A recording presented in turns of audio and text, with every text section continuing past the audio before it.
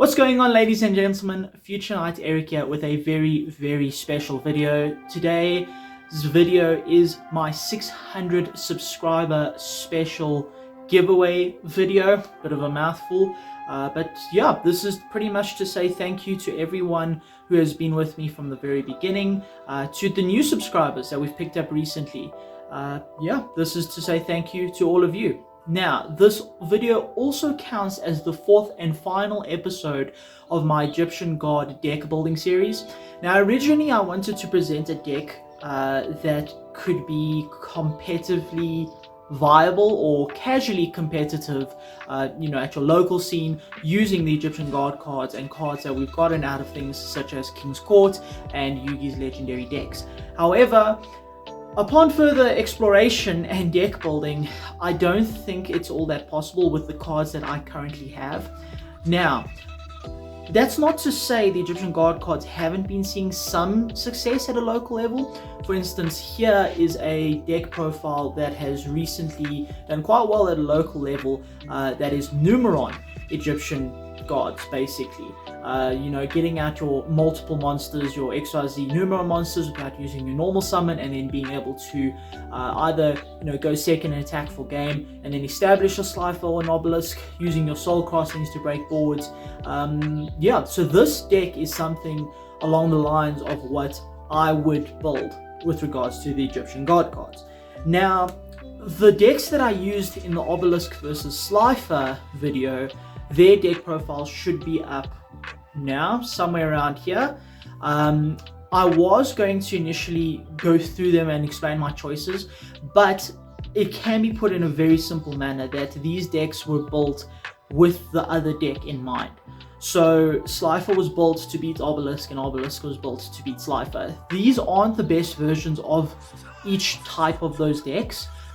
Because in a more competitive or even a local scene, you don't have to account for going up against the other Egyptian God card.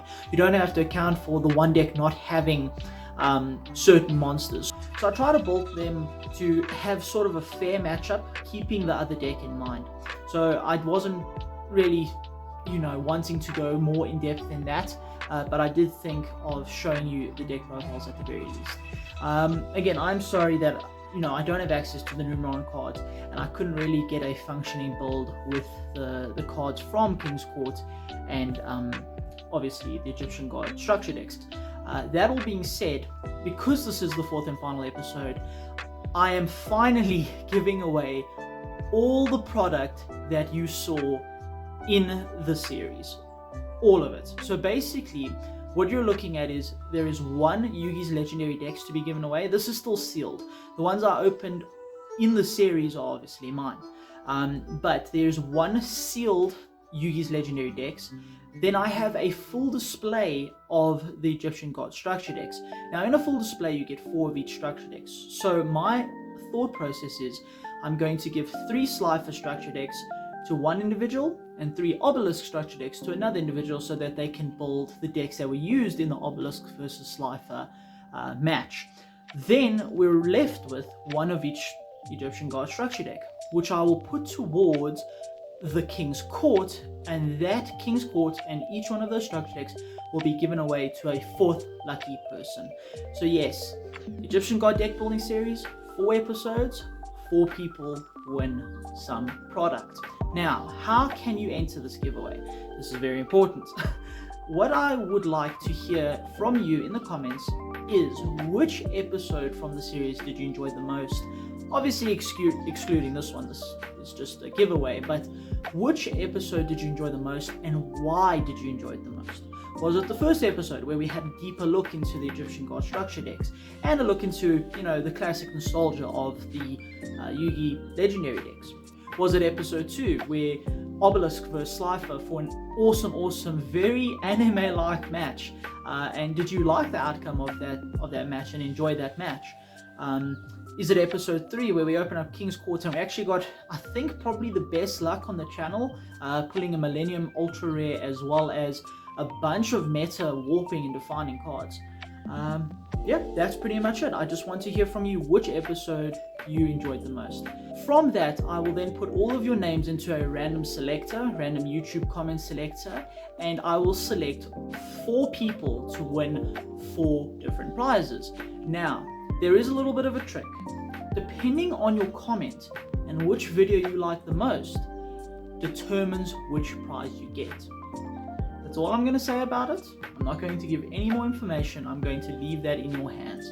So if you want a particular prize, then perhaps you should be more fond of a particular episode. That's the only hint I can give.